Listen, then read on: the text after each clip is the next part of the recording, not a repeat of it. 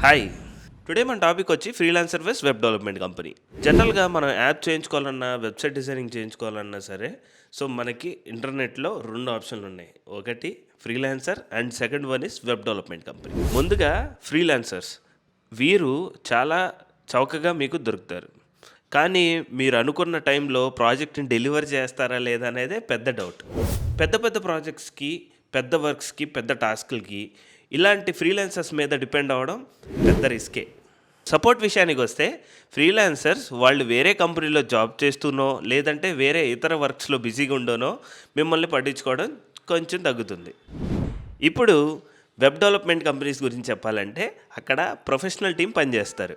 Documentation, designing, testing and delivery అన్నీ కూడా ఆర్గనైజ్డ్‌గా జరుగుతాయి. టెక్నాలజీ అప్డేట్స్ ఏవైనా సరే టైం టు టైం ఫాలో అవుతూ మీ ప్రాజెక్ట్‌ని సకాలంలో పూర్తి చేస్తారు. మీ app or website brand value పెంచేలాగా వర్క్ చేస్తారు. మొత్తానికి మీ చిన్న ప్రాజెక్ట్స్‌కు ఫ్రీలాన్సర్స్ సరిపోతారు. కానీ మీకు quality, reliability and long term support కావాలి అనుకుంటే వెబ్ డెవలప్మెంట్ కంపెనీయే ది బెస్ట్ ఆప్షన్. మరి మీరేమంటారు? మీ అవసరానికి ఏది బెస్టో కింద కామెంట్ సెక్షన్‌లో కామెంట్ చేయండి. Please do follow. SV software solutions 8121115678.